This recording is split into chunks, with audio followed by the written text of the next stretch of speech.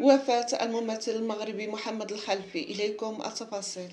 توفي الفنان المغربي القدير محمد الخلفي يوم السبت 21 دجنبر 2024 عن عمر يناهز 87 سنة، حيث وفاته المنية بمنزله في نواحي مدينة الدار البيضاء بعد صراع طويل مع المرض. وكان الراحل قد غادر إحدى المصحات الخاصة بمدينة الدار البيضاء قبل أيام قليلة، حيث قضى نحو شهرين يتلقى العلاج بسبب تدهور حالته الصحية.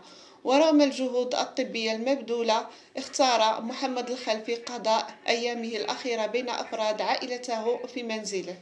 يعد الفنان محمد الخلفي من أبرز الأسماء في الساحة الفنية المغربية. ولد عام 1936 بمدينة الدار البيضاء.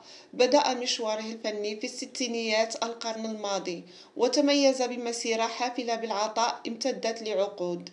وبرز اسمه في العديد من الأعمال المسرحية والسينمائية والتلفزيونية، حيث كان أحد رواد المسرح الوطني، وقدم أدوارا تركت بصمتها في ذاكرة المشاهد المغربي. ومن أبرز أعماله المسرحية الحراز والطبيب رغم أنفه، إضافة إلى أدواره في التلفزيون والسينما التي أكدت مكانته كفنان مبدع وشامل.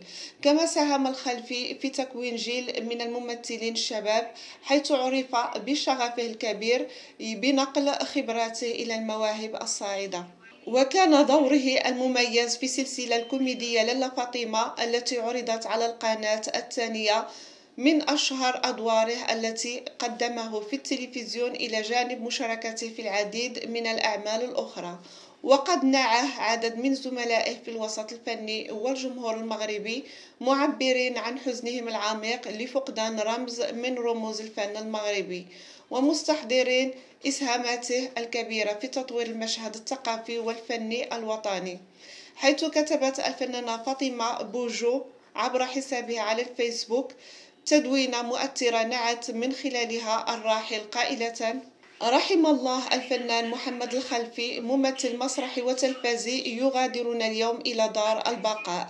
تعازينا لكل المغاربة في وفاة أحد رواد الفن ببلادنا. فيما نشر الممثل عبد الكبير رقاقنا تدوينة جاء فيها: الله أكبر، وفاة الفنان الكبير محمد الخلفي بعد معاناة مع المرض، الله يرحمه بواسع رحمته ويسكنه فسيح جناته. أما مراد العشابي فعبر عن حزنه العميق على رحيل محمد الخلفي قائلا: الله يرحمك، قلبك يتقطع. كما نعاه الممثل صديق مكوار في تدوينة مقتضبة جاء فيها: رحم الله الفنان محمد الخلفي. يذكر أن الخلفي عانى في السنوات الأخيرة من مشاكل صحية أفقدته القدرة على الحركة، حيث تكفل بعض الفنانين والمحسنين بتغطية تكاليف العلاج.